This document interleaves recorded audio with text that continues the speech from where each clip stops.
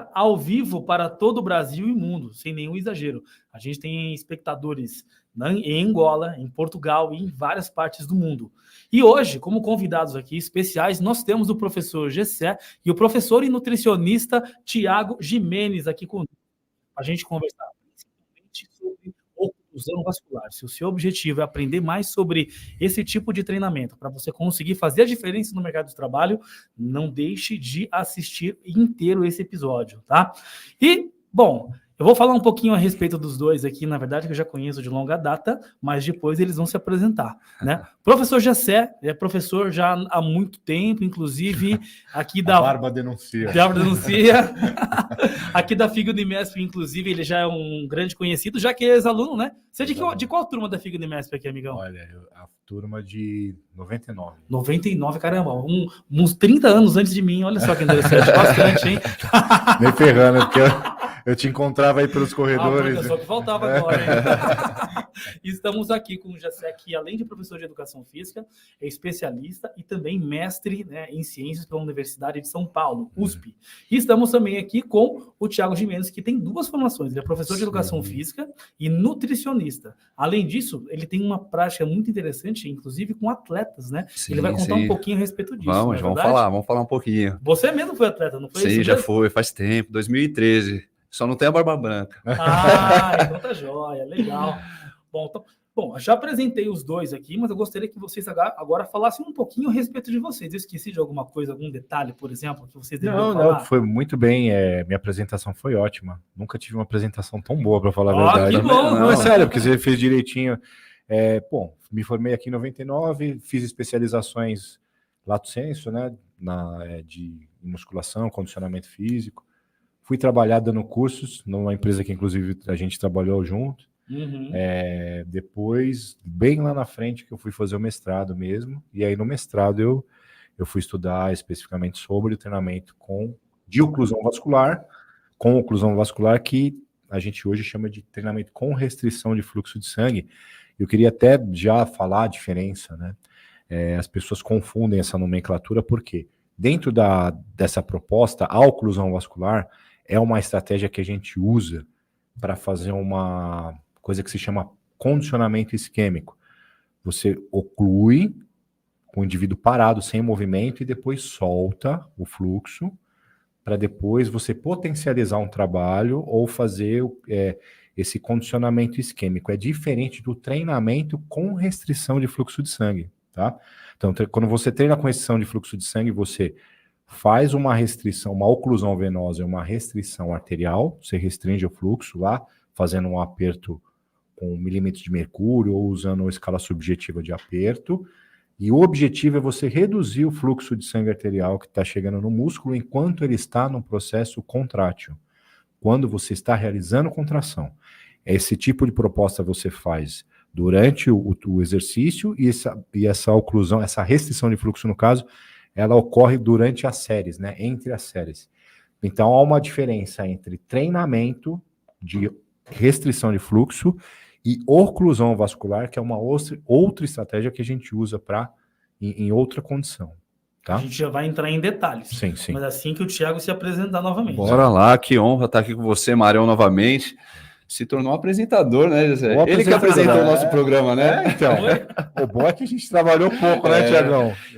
Que honra, Marião, te encontrar de novo. Fico muito feliz e lisonjeado estar aqui com dois gigantes aqui nessa mesa. E sou formado profissional de educação física, formado em nutrição, minha área de atuação como nutricionista na parte esportiva e clínica, né? Uhum. Tenho experiências, lido com atletas de fisiculturismo, já competi, então trabalho com alguns atletas atualmente. E na parte clínica, a gente pega mais assim, obesidade, né? Quem quer o emagrecimento é um nicho gigantesco, mano. Então, entra diabético, paciente com câncer. Atualmente está atendendo um paciente com paralisia cerebral. Caramba, que legal. Um garotinho. E veio crescendo aí na área, educador. Eu me formei primeiro em educação física, né? Depois veio a nutrição pela Unisul. e estamos trabalhando aí. Excelente. Você falou que eu aprendi a apresentar com vocês, e outra coisa que eu aprendi com vocês foi isso aqui, ó, presente para quem tá vindo. Aí sim. Ô, louco, hein, Deus do Gessé? céu. Vocês estavam com sede, é o momento agora de vocês o conseguirem momento, beber pode? água. Pode abrir. Shiban Cash. Ó, que legal, velho. Só pode abrir, inclusive, se mostrar lá na câmera depois. pra dar Vou mostrar, Vamos com mostrar. Com Agora, certeza. né, eu gostaria de saber o que quer dizer esse termo Ichiban. Boa pergunta, É. vamos lá. Bom, você sabe que eu sou de descendência japonesa, né? Ah. Eu sou neto de japonês. E Ichiban significa... Ichiban. É Chiban. Ichiban. Ichiban. Ichiban significa o número 1, ou melhor em japonês. Ó, Ó, número 1. É, Ichiban. Não Muito sei se bom. você fez judô, Show. jiu-jitsu, mas a gente conta Ichi, Ni, San. Sim, Ichi é sim, Ichiban fiz. é o número 1. Eu fiz um pouquinho, não fui longe. Não Não, foi que nem eu, que é faixa preta, né? não. Mentira, não sou faixa preta, não. Não? Você fez judô? Fiz judô, fiz jiu-jitsu, inclusive, etc. Preciso voltar até, né? Mas quem sabe um dia. Porque no momento agora, na verdade, o que eu gostaria de perguntar para vocês, que são especialistas no assunto, principalmente para o Gessé, né? Sim. Que estudou isso agora no mestrado dele. Assim, a gente falou sobre o conceito tal de oclusão vascular, o treinamento com restrição de fluxo, e etc e tal. E falando da história, né, desse tipo de treinamento, isso parece começar bem lá atrás, na verdade, não é recente. Então. Esse assunto para nós aqui no Brasil parece que deve ter chegado a uns 10 ou 15 anos atrás aproximadamente. Mas pelo que eu estudei, parece que desde a década de 80 ou até antes disso, O Ichiban. O Ichiban no Japão, o número 1 do Japão primeiro, certo. o cara que inventou o método, que descobriu na realidade, foi o Shiaki Sato, né? Isso mesmo. 1967. 67? Então foi antes do que imaginava. Quase 70. Caramba! Beirando 70 ele descobriu. E aí, como é que ele descobriu? Ele estava fazendo as orações dele lá, ficava em cima da perna, e ele já era atleta de bodybuilder, né? Então, aí ele via que depois de um tempo que ele ficava sentado naquela posição, ele levantava, ele sentia o pump, né? O inchaço muscular, que era uma sensação muito similar ao que ele sentia quando ele fazia treino dos gastrocnêmios, tal, perna. Ele falou, pô, tem alguma coisa aqui em diminuir o aporte de sangue para a musculatura, porque é o que ocorre, né? Quando ele está sentado em cima das pernas. E aí foi aí que ele começou a treinar, ele começou a se garrotear de várias formas. Sim, agora olha o que muito louco, né? Professor de educação física como é, porque assim, pelo que eu sei da história, corrija-me se eu estiver errado, tá? O treinamento com oclusão vascular ou restrição vascular, ele começou, na verdade, com o intuito de reabilitar as pessoas. Só que o professor de educação física, o treinador, ele não se contenta com isso, né? E aí a gente começou a usar isso para treinar e conseguir performance. Sim. Verdade? Agora, uma pergunta que eu faço para você é o seguinte: eu posso dizer que o treinamento com oclusão vascular ele é superior se comparado a outros métodos de treinamento? Em termos de resultado, não. Não. Para hipertrofia? Para hipertrofia, por exemplo. Se eu pegar hipertrofia com carga pesada e a carga baixa, né, que é a característica do treinamento com restrição de fluxo de sangue, é com cargas baixas, né, moderadas e baixas. Em termos de hipertrofia, não. É igual. Tá, então, por exemplo, eu tenho um treinamento diferente com oclusão vascular, por exemplo, tá? Que para quem não sabe do que a gente está falando, é aquele treinamento onde a gente oclui o braço ou a perna, por exemplo, com um esfigmomanômetro ou com uma fita, e faz o treinamento com oclusão, né? Ou com restrição do fluxo sanguíneo. Se a gente não tem vantagem no que diz respeito a ganhos de hipertrofia, qual que seria a maior vantagem, então? Então, agora eu vou te falar a vantagem. Quando eu falo estou falando especificamente de treinamento de força agora, tá? Porque a gente tem resultados de aumento de força e massa muscular fazendo aeróbio associado ao método. Cardio mesmo. Cardio. Então, mas isso a gente fala depois. Por que tem... Agora vem a superioridade do método de restrição de fluxo de sangue. Ele é inteligente, por quê? Porque você começa a ganhar força e hipertrofia mais rápido. Mais rápido? É mais rápido. Imagina o seguinte, é outra via para você estimular a hipertrofia, que não está relacionada especificamente com o dano muscular. Então você consegue treinar o músculo com carga baixa com poucas horas de recuperação.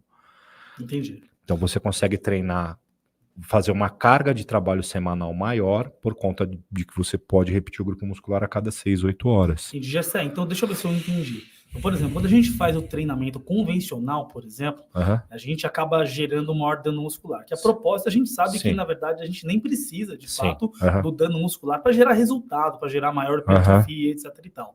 A maior vantagem, então, de repente, por exemplo, de treinar com oclusão vascular, me parece ser a gente treinar com uma menor intensidade no que diz respeito à carga, e aí a gente gera um dano muscular menor, por exemplo. Isso, por exemplo, possibilita que o indivíduo ele treine mais vezes, ou seja, aumente o volume semanal de treinamento, que é uma variável importante para a hipertrofia. Você conhece estudos que apontam nessa direção já? 2 de fora e um nacional aqui do Léo Lima. Pode citar o nome das pessoas. Então, o Léo Lima fez um bem legal, interessante lá com o grupo, acho que se não me engano foi com o pessoal lá da São Judas.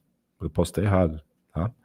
Mas teve uns 2 ou 3 já bem antigos. Antigos não, depois de 2012, assim, 2015, que eles mostraram que o café da manhã e almoço, que a gente chama, né, dentro do pessoal que pesquisa, que é você treinar o grupo muscular pela manhã e à noite, em 15 dias, fazendo isso, teve o mesmo resultado de hipertrofia do que o outro grupo experimental que fez durante 3 meses.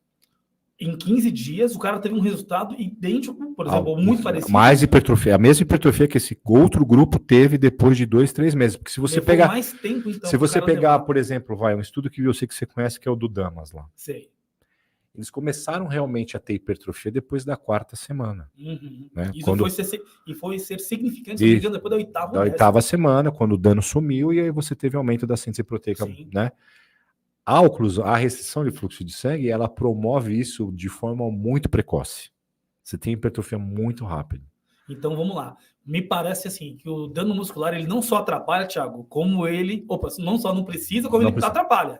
Então, na realidade, o que o Damas mostra no trabalho dele, de 2018, se eu não me engano, é que quando você tem um dano, né, você tem uma alta síntese, mas não é miofibrilar, é ribossomal. Então você tem muita estímulo de ribossomo e tal, muita transcrição, mas a síntese proteica muscular mesmo, você começa a construir músculo de verdade depois da 4ª semana.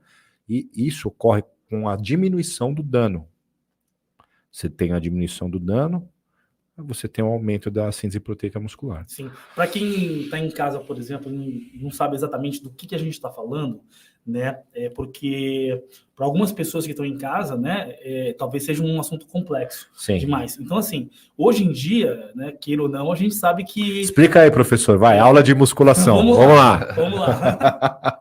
No pain, no gain ficou no passado. Entre aspas, né? No pain, no gain. Meio que ficou no passado, porque assim, aquela dor tardia que é gerada pelo dano muscular, com as fibras musculares sendo rompidas, etc. e tal, ficou para trás. E você, na verdade, precisar daquilo. Até bem pouco tempo atrás, nós acreditávamos que isso era absolutamente necessário para gerar hipertrofia. Hoje a gente sabe que não. E pelo que o GC está dizendo aqui, né, o dano muscular parece não só não ser necessário, como ele mais atrapalha do que ajuda, porque quando você tem um dano muscular exacerbado, o que acaba acontecendo muitas vezes é que você acaba direcionando a síntese proteica mais para o reparo do músculo, do tecido, do que para a hipertrofia Exatamente.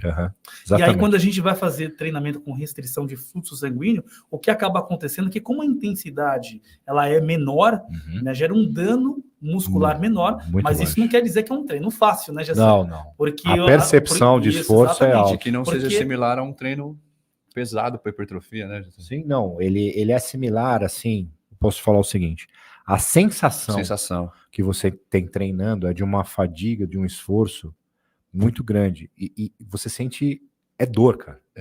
A gente utilizou na finalização de um atleta meu, do Henrique, né? Então fala mais sobre isso aí. Epicondinite, não conseguia fazer desenvolvimento, supino, fase final de preparação, Marão. Tava desesperado. Não conseguia e perna, né? Joelho. Sim, joelho. Joelho. Tem a faixa da perna também. Depois o GC vai falar sobre. E salvou. Conseguimos manter. Cara, sempre que me perguntam a respeito, pessoal, das vantagens, por exemplo, né, do treinamento com restrição do fluxo sanguíneo, eu sempre cito, por exemplo, pessoas que têm, de repente, algum tipo de lesão. Por quê? Porque no treinamento convencional, a gente geralmente treina com aproximadamente 70% a 80% de um RM. de um movimento máximo para gerar de fato a hipertrofia e ter bons resultados. Agora, a gente pode ter esse mesmo resultado, por exemplo, treinando com cerca de 40%, 50% de um RM, ou seja, uma intensidade muito menor. E obtendo os mesmos resultados, né? Como o caso, por exemplo, do atleta que você citou aí, que estava com uma hipocondilite, ou então estava sentindo algumas dores no joelho, e de repente o cara conseguiu, de repente, só os resultados, né? Porque conseguiu treinar com restrição. Quer ver um outro e teve público? efeito analgésico, Mauro. Como assim? Eu até perguntei pro Gessé, ele não sentiu mais dor depois? Parou. Que legal. Diminuiu a dor. Que legal. Não acreditava. Até perguntei para você, né? Se fazia trabalhos sentido. Mostrando, né?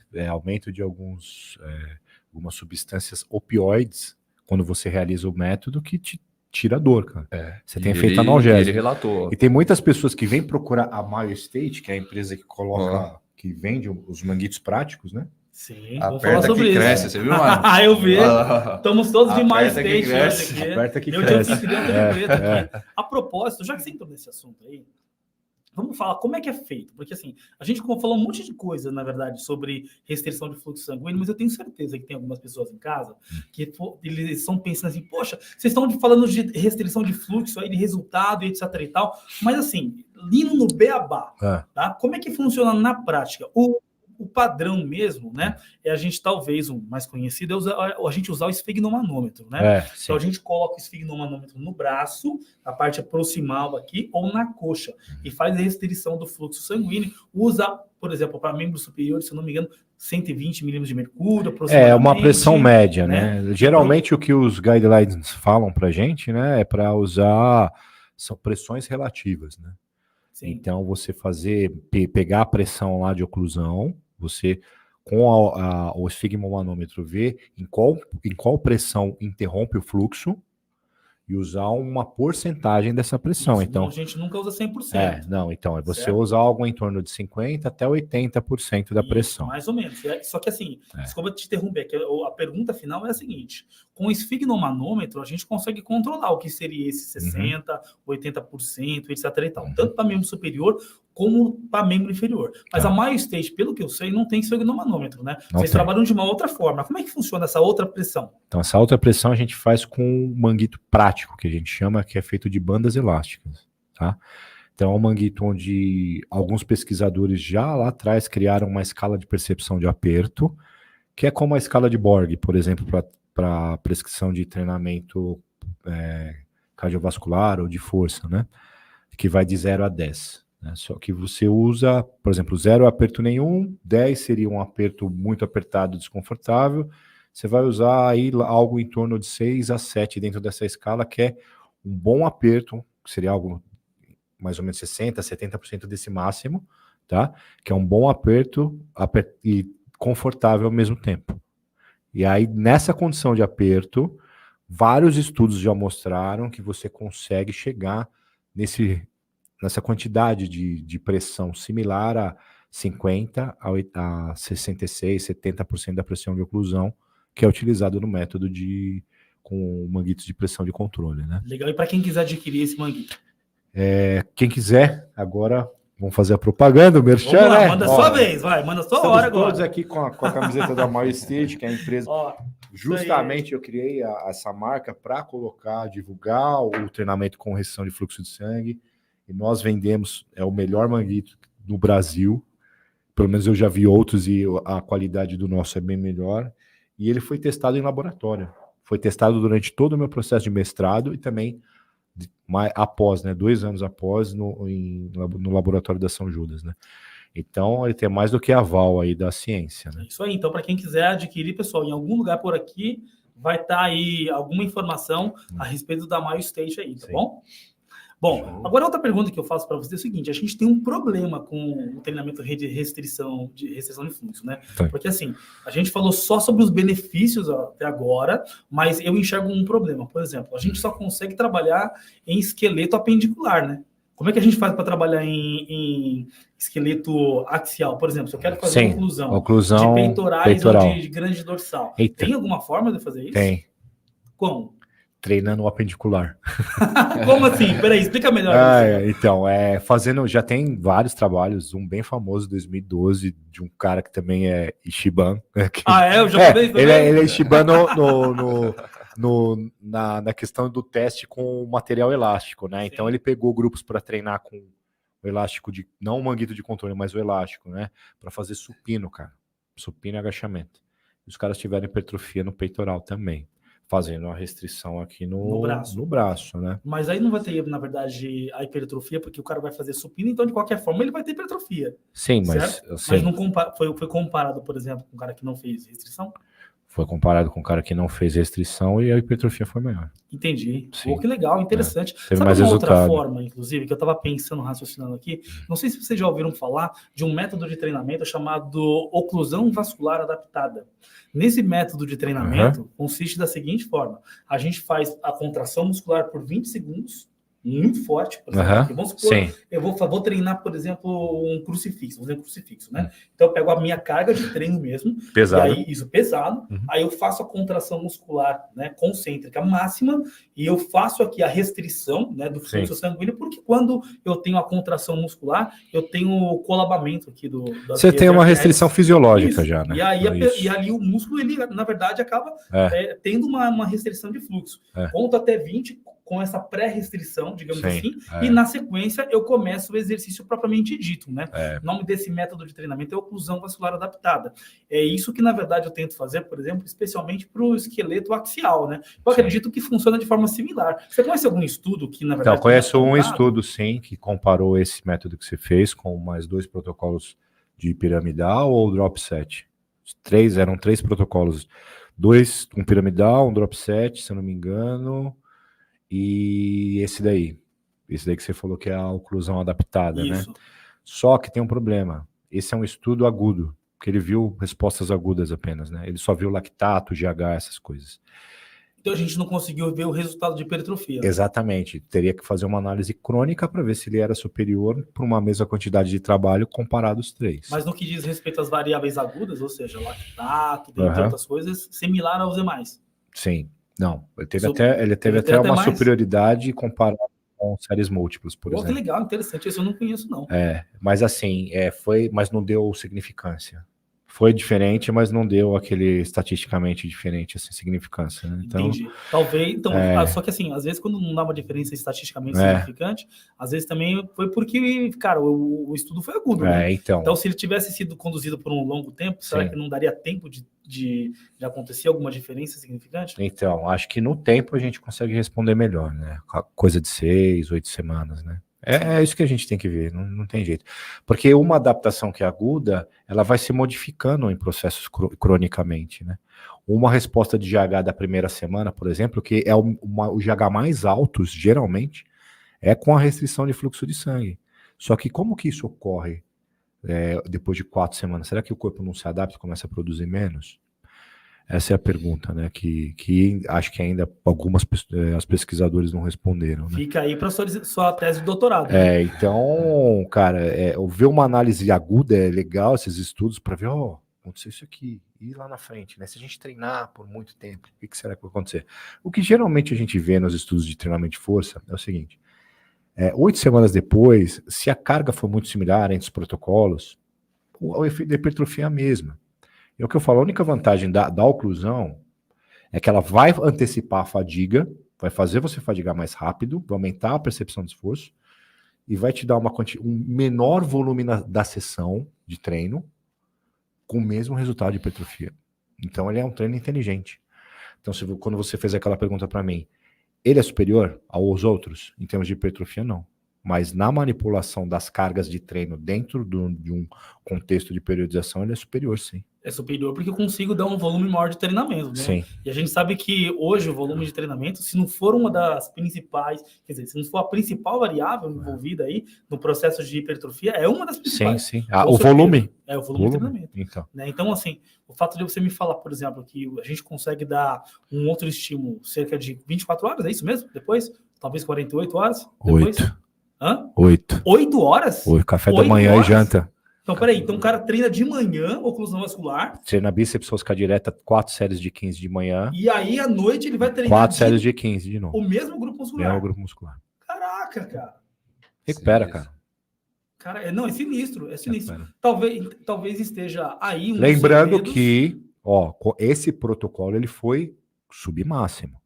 Ele não foi, se você, com a restrição de fluxo de sangue, fizer falha, for até a fadiga, o dano muscular é igual ao treino com carga pesada. Ah, então peraí, você tem um segredo aí. Tem né? um segredo. Você não falou. Sim, então agora eu tô falando. Conta aí a parada. Foram como é que 15 repetições, mas foram com repetição em reserva. Entendi. Entendeu? A repetição em reserva é quando você ainda aguentaria fazer mais repetições, né? Isso. Então, ao Aquela invés carga. de você até não aguentar mais, por Sim. exemplo, para 2 ou 3 movimentos é o suficiente? Sim. 2 ou 3 movimentos Antes da falha. Antes da falha. Certo. Sim.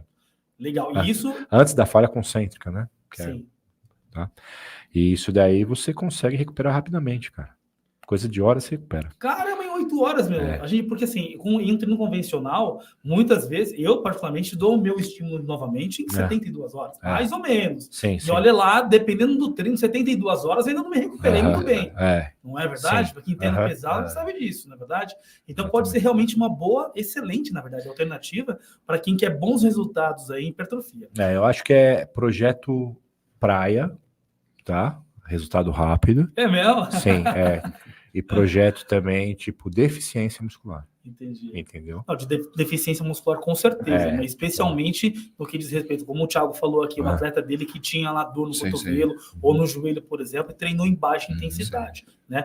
O cara era atleta, você falou, atleta, né? Agora a pergunta que eu ia fazer diretamente para o Thiago é o seguinte: a gente está falando agora, né, sobre o treinamento de restrição de fluxo de sangue para atleta, resultado, etc. e tal. Só que é o seguinte, Thiago. Cara, eu posso treinar com oclusão vascular e ter todo esse conhecimento. Se o cara não seguir uma dieta regrada, adianta alguma coisa? Não. Não adianta. Não adianta, na verdade? Não adianta. Não adianta. Em termos de... Porque assim, a gente tem que pontuar que o esporte do Thiago é o bodybuilding. É outra finalidade, né? É a definição que não é a definição da praia. Tanto que lá... É um nível de definição muscular que os atletas, que ele faz as pessoas chegarem, que eu falo que o cara fica emplastificado. Menos de 8% de gordura, o homem? Então, porque não é só os 8%. Menos de 8%? Menos de 8%. Não é só os 8%. É todo um carb up com estratégia, né? desidratação períodos, né? E alguma coisa que ele come, um suplemento que faz ficar mais dilatado a veia. É tudo uma somatória. Fala aí, Thiago. A restrição entrou no Henrique devido a essas lesões. Começou a se agravar. Por quê? O Henrique sempre foi um cara muito forte. O Gessé conhece ele. E no cut, o cara tá em depressão, tá em déficit calórico, absurdo. O gasto energético dele tem que ser lá em cima. Então, assim, por mais que ainda tenha carboidrato, o cara fica mais fraco, o cara tem que manter a intensidade. Todo mundo acha que no cut, o cara vai treinar mais fraco. Não, sim. Não, de forma nenhuma. Na verdade, na musculação não existe treino regenerativo, né? Não tem treino regenerativo. Agora, o cara sofre, obviamente, o tempo todo, ali quando ele é fisiculturista, né? No treino de musculação. Sim. Agora, meu amigo, no cut, o cara, na dieta, ele sofre ainda mais. Né? As pessoas, na verdade, a maior parte, corrija-me se você que está em casa se eu estiver errado, cara. As pessoas imaginam assim que difícil, de fato, é treinar, né? Mas, meu amigo, quem já está no esporte do bodybuilding, por exemplo, cara, treinar o de menos. O cara sofre mesmo na dieta, né? É o mais difícil, mas por incrível que pareça, é a fase de ganho, o bulking, né? A gente divide... O bulking é a fase de ganho. Vou fazer um resuminho para a galera entender. O bulking é o ganho. Você, usa ali as estratégias, analisa a composição corporal. É a fase que o cara tem que melhorar ponto fraco, vamos dizer assim. Ou o cara vai fazer uma transição de categoria, que aí demanda, coisa de 1 ano, o cara em bulking, num período de bulking, comendo, melhorando o físico. E entra a fase de cut. Faz a transição para o cut, que aí entra lá, 12, 18, até 26 semanas lá, que seja, para cut, que é a fase que a gente fala que é a lapidação, né? A fase de definição muscular. A fase mais difícil, provavelmente. E por incrível que pareça, é porque depende, Marão. Se o cara faz um bulking bem feito, bulking é o quê? O cara tem que comer mais caloria. O cara vai treinar mais.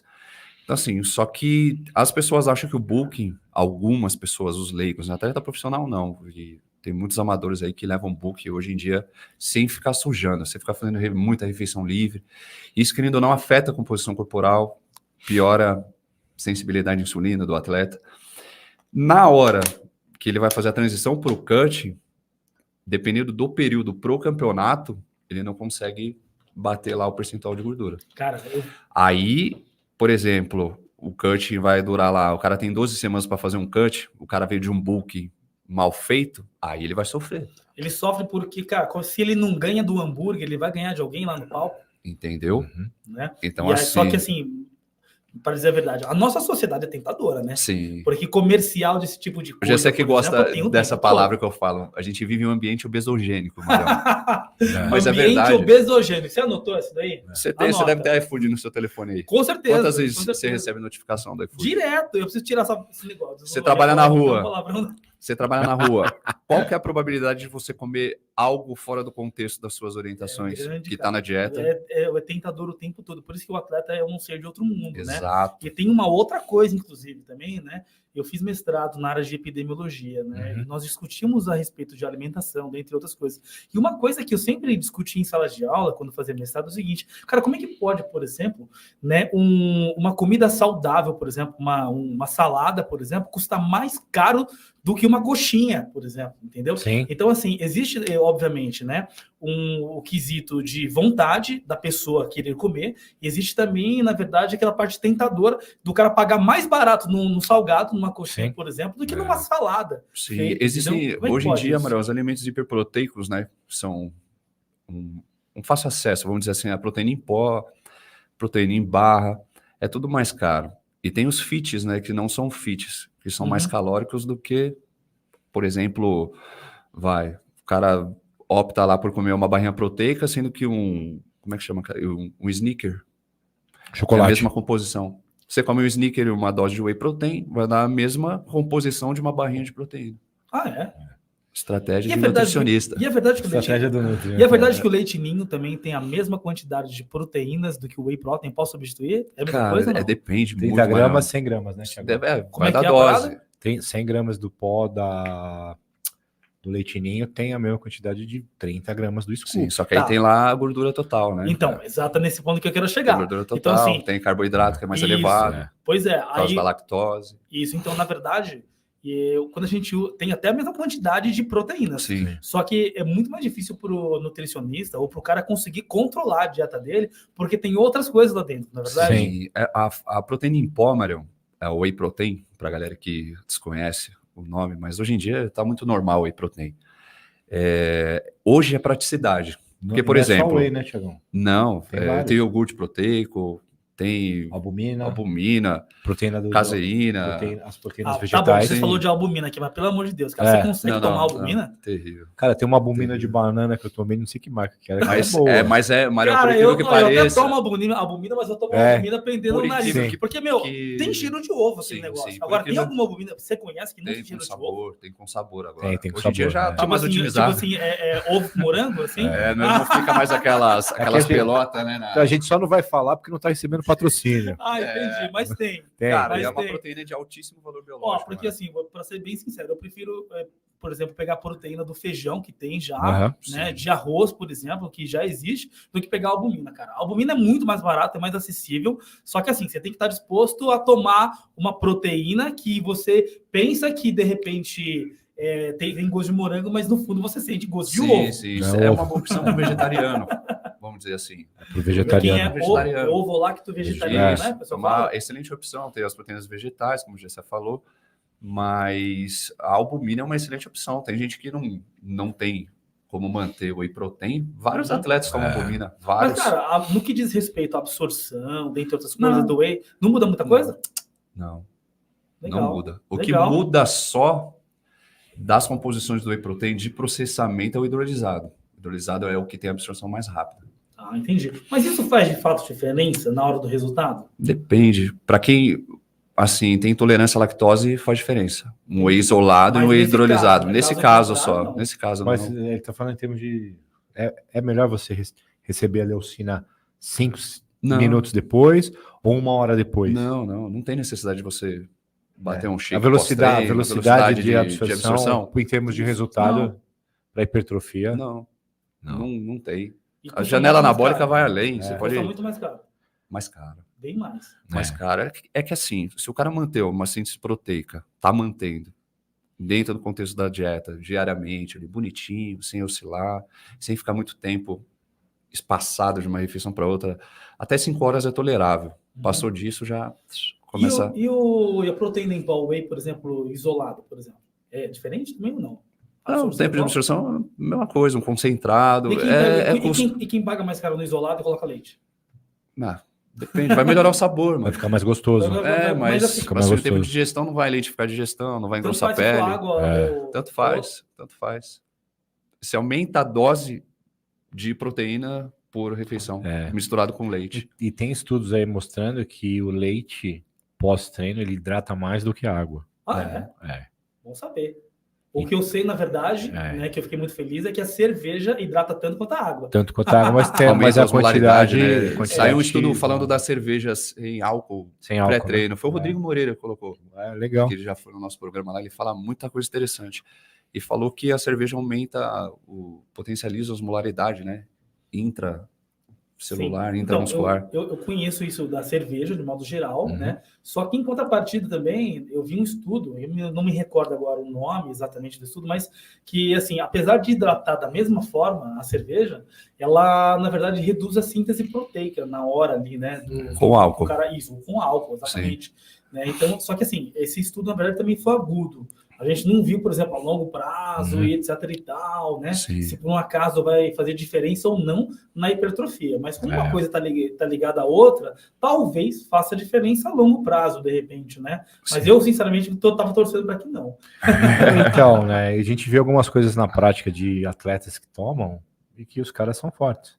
Sim. A ideia é se às vezes a diferença é muitíssimo pouca mesmo, e né? se eles não tomassem, será que eles seriam o dobro? Não dá para saber, né? É complicado. Muito difícil. É igual o Eugênio Koprovski, que a gente entrevistou no nosso podcast. Inclusive, nós temos um podcast chamado No Treino Cast. Depois a gente vai falar mais. No Treino Cast nós tivemos a honra de entrevistar o Eugênio Koprovski. E ele comentou que 2 atletas que ele treinou, que ele preparou, eles eram adeptos da cerveja. Eles tomavam cerveja semanalmente. E não abriam mão. Não abriu mão. E leite, cerveja, leite. Cara, eu vou falar uma coisa para vocês, tá? Eu já vi... Atleta físico de palco. Eu vou falar uma coisa para vocês aqui. Eu não vi nenhum estudo, né, científico falando, mas já vi alguns comentários e estudos assim, mais, como é que eu posso dizer? Não científicos, né? Apontando que, na verdade, o brasileiro, se comparado a outros países, ele bebe pouco, né? Sim. Parece que o europeu ele bebe muito mais. Ele bebe muito mais. Inclusive, recentemente, eu tive com alguns amigos de fora, né? Aqui no Brasil, vieram passar férias agora no carnaval. Sim. Cara, os caras realmente bebem muito, assim, muito, né? Tem uma ideia, teve um colega meu, cara, nós estávamos no Rio de Janeiro, né? E era 9h30 da manhã, a gente foi sair pro bloco.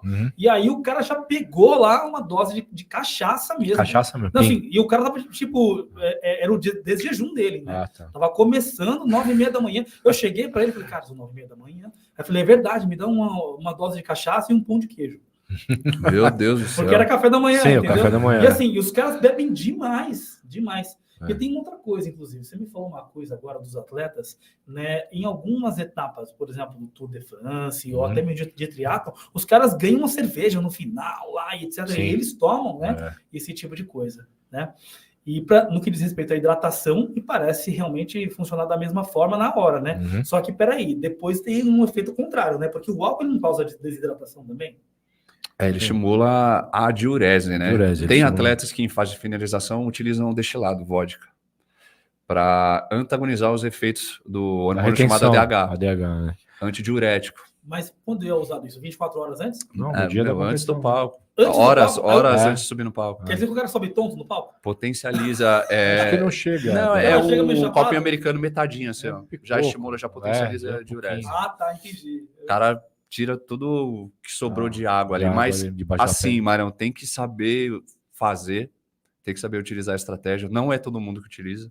Entendi. E assim, na maioria das vezes nem precisa. Nem precisa. Tem muito atleta aí que se mata de usar diurético, não precisa. Se o cara fez um cutting legal, uma hiperidratou na última semana, né? Que a gente falou lá no programa lá, o cara chega a tomar 12 litros de água por dia. Fez direitinho? Não precisa, cara. O cara fica estimulando, pode dar efeito reverso, né? Bloqueia, né? Aí não sai mais água, o cara fica retido, acaba com o físico. Pode errar na dose do álcool. E na hora de utilizar o Ah, álcool. entendi. Então eu me assustei. Uma dose Não, uma dosinha é metade É, do copo é americano. 2 dedinhos, assim, 2, Tem 3 cara que dedinhos. toma vinho. É. Bicho, eu já vi tanta coisa, mano. Vinho com sal grosso. É mesmo? Não, porque assim, eu imaginei. Não, porque assim, tipo, você tomar, né, realmente meio copo americano de vodka, olha, pra mim, eu não sou muito forte, não, tá? Sim. É o suficiente já pra ficar com um bafinho e subir meio tonto, Aham. né? E agora o lance é o seguinte: a dose de álcool, ela tem, tá, o efeito diurético, mas tem caloria também, né? Tem. A Então- gente fala que são as calorias vazias, né? Então, só né, que mano? então o cara toma só no dia mesmo, né? Porque Só no dia, uma só no semana dia. antes Não, dá, né? não. É só no dia, é uma estratégia, né? Para Sim. potencializar a diurese. Cara, o problema de usar álcool, no meu ponto de vista, acho que você vai concordar comigo, é que não só é uma caloria vazia, como também não enche a barriga, né? Sim. Entendeu? Então, o que acontece? Eu não estou recordado aqui quantas calorias tem em 350 ml de uma de cerveja, Sim. por exemplo, entendeu? Sei lá, você sabe me dizer mais São ou menos? quase 300, mano. 300 calorias? Quase O pão 300. francês tem quantas calorias? Cara, um pão francês tá Mais ali ou em menos. torno... 26 gramas de carboidrato, multiplica por 4. Ah, 100. vai dar, umas É. cento e poucas calorias. Mas Cara, então tem 5 gramas de proteína, Então quer dizer que uma multiplica por lata de 4. cerveja é mais ou menos 2 pães. É. Você é louco. Então, ó, por isso que dá aquela barriga de chope que a gente chama, né? Porque, pô, você, cara, eu bebo facilmente 6 latas de cerveja numa boa. Né? Multiplica isso aí pela quantidade de calorias. É Diária. como se estivesse comendo aí uns 10 pães, mais ou menos, de uma Sim. só E vez. para a sua síntese proteica normalizar, mano, depois de uma jacada, é no mínimo 3 dias 3 dias que você fica para ali. voltar ao normal. Mas peraí, isso aí, para chegar nesse estado, eu tenho que ter bebido para cair, ou não? Não, Não precisa beber tanto Não. assim?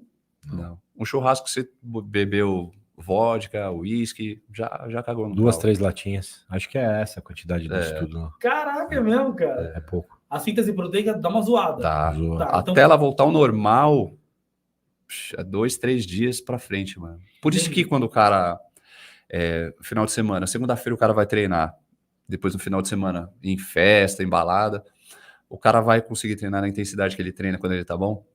Não O cara vai se hidratar do jeito que ele se hidrata, do jeito que ele tá bom? É diferente. O cara não vai conseguir fazer todas as Então, refeições, o cara sabe fica que eu- empapuçado. Sabe mas qual que só eu um acho o pouquinho. viés desses estudos? Ah, Agora vai ter gente que se vê isso daí vai me bater. vai, manda. Porque assim, a gente, quando pensa em contexto de recuperação muscular e da forma, de melhora da força e tal, a gente não pode pensar só na síntese, a gente tem que pensar na degradação também. E tem estudo, Catabolismo tem muscular. estudo mostrando que cerveja, o GH aumenta. Além da Tem do insulina, GH? você tem aumento da insulina, depois você tem aumento de GH. Peraí, então, assim, cara, minha cabeça agora confundiu tudo, porque até um tempo, né? A Então. gente estava falando que a cerveja não era tão bom Sim, assim, mas tem o outro lado, é isso? Então, Você tá me dizendo? eles estão falando só de síntese. E degradação? Porque a relação é sempre síntese e degradação. Se você tiver pouca síntese e tiver degradação nenhuma, você não tá ganhando nem perdendo. Então quer dizer que uma coisa compensa a outra? Sim. E aí? Então pode ser, por exemplo, aquele caso que você falou, né? Dos atletas que bebem, etc e tal, Aham. né? Pode ser por causa disso que não tem um resultado final de hipertrofia tão diferente Sim, assim. é. Não é verdade? E, Porque outra, se o apesar e a maltose, que é o carboidrato que tem na cerveja, é o mais depende da hiperinsulinêmico. cerveja que você tá tomando, né? Depende da cerveja. Porque a cerveja nacional É o que é que de tem, fibra de milho, é o isso que tem o mesmo? maior índice glicêmico, maior resposta à insulina. Sim. E a insulina é um puto hormônio anticatabólico. Então você não tem degradação. A insulina é altamente Você só não tá anabólica, tendo altamente. síntese. Entendeu? Entendi. Peraí, então vamos lá. Então, assim, quando a gente consome álcool, escuta aí. Então, assim, na verdade, a gente tem um lance que a síntese proteica, ela reduz. Mas em contrapartida, Você não tem degradação. então tem outras coisas, na verdade, que talvez compense. Não Você pensa. está me dizendo, o GH, por exemplo, aumenta. Tem estudo mostrando GH aumenta com o aumentado consumo de com álcool, consumo de E o- cerveja. cerveja, É, de modo geral. se não me engano, Tá, Preciso procurar esse estudo. E e você tem puta resposta insulínica por causa da maltose. Que cerveja, a Guinness lá, aquelas lá, tudo malte, não é? Tá, mas e se eu mandar uma Ipaitrava que é feita de milho? Eu não sei, então agora eu nem sei, na O verdade. carboidrato do milho qual que é, Se esse Tiagão? negócio viralizar, a gente vai ser processado aqui. É o amido, pô. É o amido? Então, hiperinsulina, cara. Dá no mesmo? Dá no Não mesmo? tem coisa que controla mais o cortisol do que você aumentar a insulina. Se aumentar a insulina, o cortisol vai para baixo. Entendi. E aí? Para quem não sabe do que a gente está falando, o hormônio cortisol é um dos hormônios principais no que diz respeito à catabolização do Então, organismo, que faz proteólise, que para quem não está entendendo, é a degradação do próprio músculo, É. né? E tá estressado e tá com uma porrada de coisa para fazer ansioso. Olha que legal. Aumenta cortisol, e isso pode, inclusive, influenciar nos resultados do treinamento, acredito eu, né, em tese, porque o cortisol é degradante. Agora, te interrompi, continua. Vamos lá. Por exemplo, vou puxar aqui para a minha linha de estudo lá da restrição de fluxo de sangue. Quando eu estava começando aqui o podcast, eu falei da diferença entre a restrição e a oclusão vascular. Nas estratégias de oclusão vascular, que a gente faz, por exemplo, com indivíduos acamados, é você fazer o condicionamento isquêmico, né? Então a pessoa está lá, ela não pode se mexer, ela não tem contração.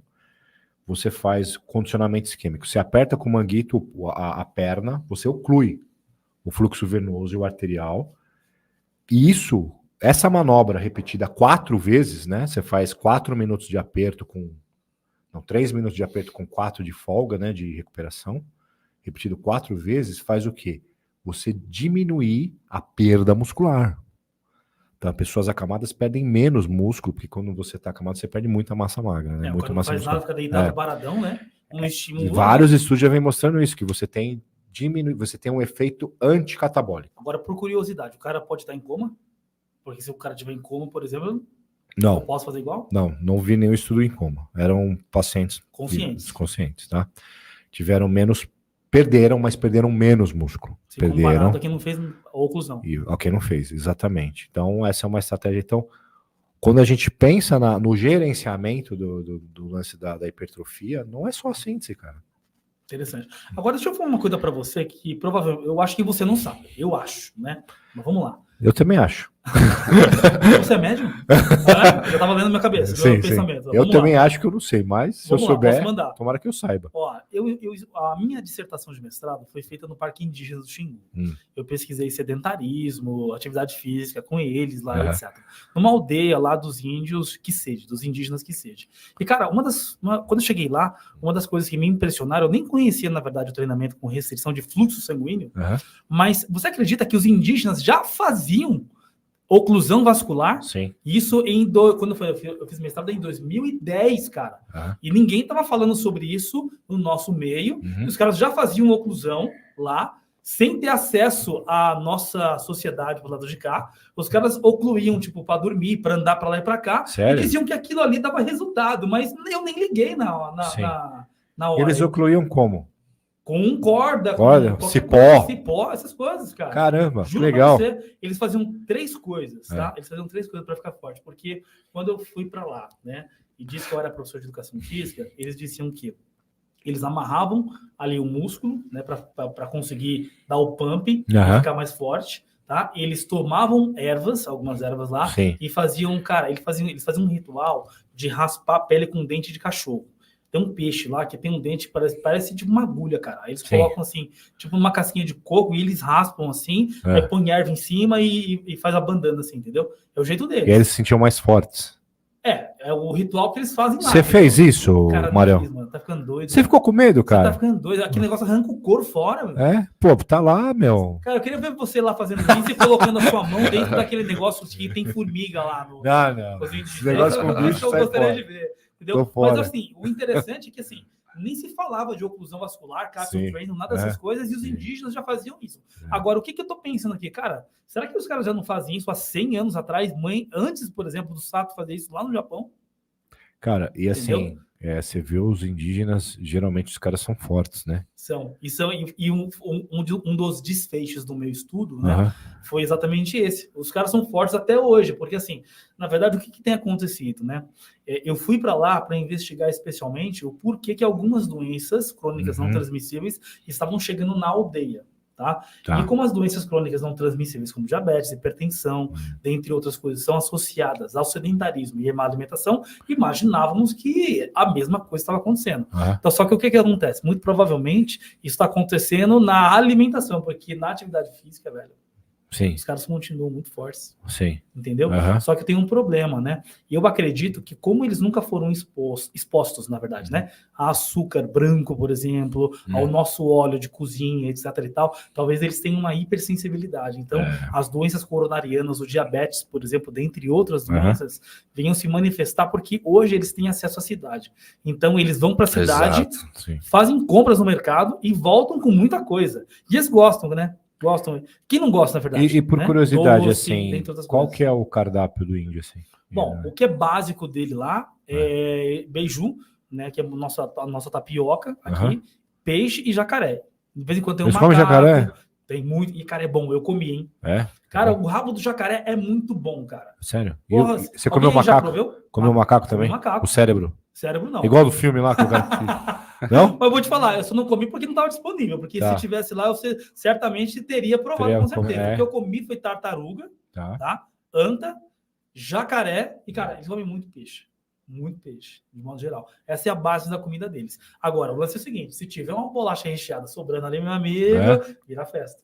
Toda vez que eles vão para a cidade, porque assim, hoje, na verdade, a FUNAI, dentre outras coisas lá, né, disponibiliza uma estrutura interessante para eles. Então, eles têm carro, tem moto, e assim, mesmo que o cara tenha que viajar 200 quilômetros até a cidade, ele consegue ir e voltar. Tá entendendo?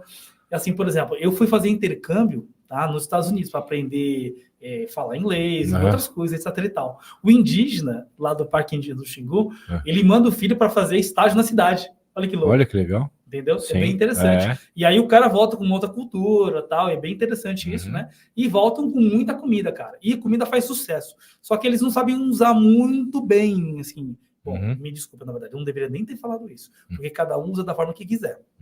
Né? Mas, na verdade, quando eu digo, na verdade, que eles não sabem usar, por exemplo, eu vi criança abrindo pacote de açúcar e comendo açúcar. Você quis dizer não sabe usar no sentido nutricional. Sim. Exato.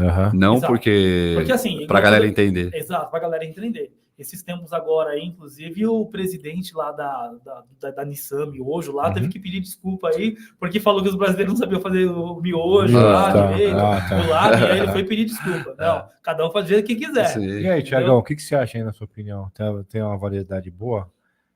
Carne de anta, de jacaré. Cara, essas aí eu não... Já provou? Deve prescrever, eu não prescrevo essas aí, não. Mas deve ter bastante proteína. Eu sei que inseto tem bastante proteína. Né? Já ouvi falar. Tá bom, né? Porque assim, na Ásia é normal. Sim, é normal, então. Bom, eu comi formiga, né? Comi formiga lá, mas assim, na verdade, você não precisa estar numa aldeia indígena para comer formiga. Meu pai falou que comia quando ele era criança também. Agora, assim, na Ásia, os meus parentes lá, o negócio é mais hard, né? O negócio é mais hard. Aranha, escorpião, dentre outras coisas. A propósito, há quem diga, Tiagão, que o futuro do suplemento está indo no inseto. Você acha isso mesmo? Cara, difícil falar. Eu acho que só proteína se for da formiga. Proteína da formiga. Para Indonésia, essas coisas, né? Cara, dá nem pra imaginar. Mas, cara, peraí, a gente tomar albumina, que a gente acabou de falar um monte de negócio, cheira ovo, etc e tal. Se a gente fizer um farelo de grilo, por exemplo, e colocar um gosto de morango, será que não dá pra botar por cima, não?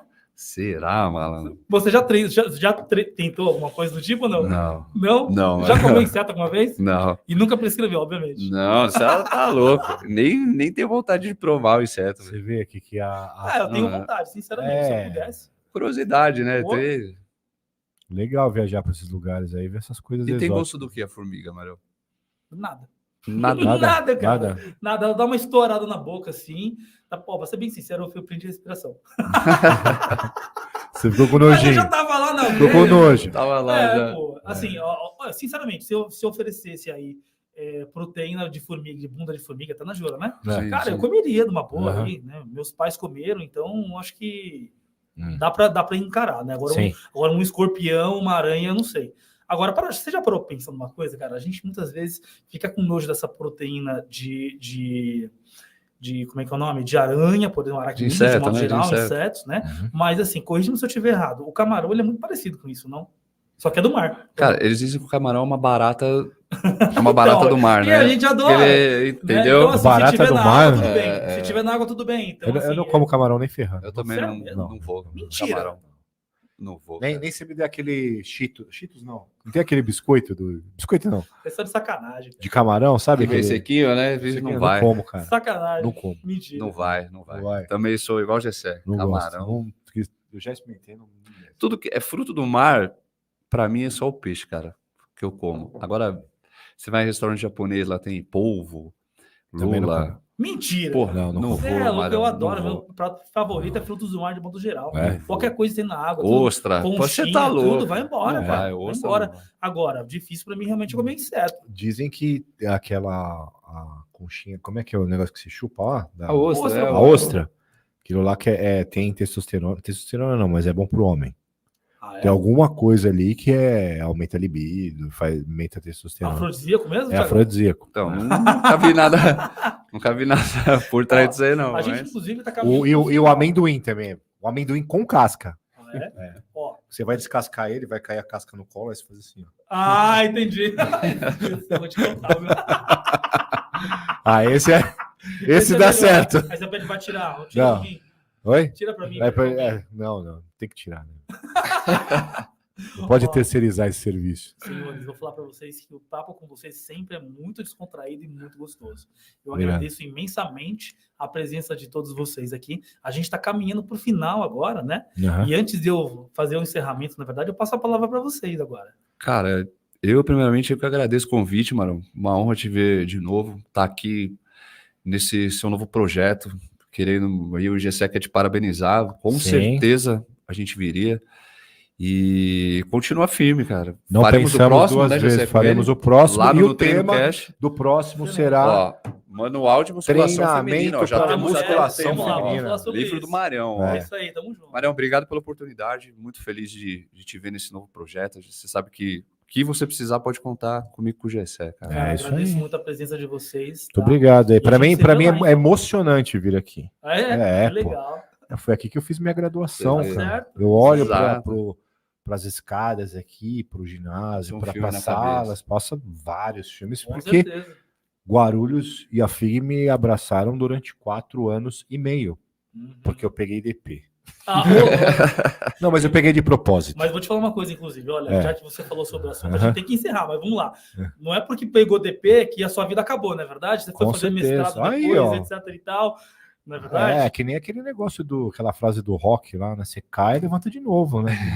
As coisas ruins acontecem, você vai aprendendo e vai melhorando. Na verdade, Exato. né, no que diz respeito a essa frase que você falou, ele aponta, inclusive, o seguinte, que você, na verdade, deve aguentar mais apanhar, alguma coisa assim, na verdade? Isso. É mais de o quanto fato- você aguenta do que quanto você bate, né? Isso. É mais a resistência de aguentar o quanto a vida te Ninguém bate. vai bater mais forte do que a vida. É. Entendeu? Então, é mais do que, na verdade, aprender a bater, etc. Você tem que aprender a conseguir apanhar e conseguir seguir em frente. Não é isso aí, Gessé? Exatamente. Alguém notou? Ah, Frase do Instagram de segunda-feira aí, hein? coloca lá. Isso aí. Bom, outra coisa que já que a gente virou uma parte para a gente dar conselhos, se é que você que está em casa me permite um conselho, é o seguinte, tá? Se você tem um objetivo a chegar a um lugar, um norte para você conseguir chegar, ouça principalmente a opinião de pessoas que estão onde você gostaria de estar.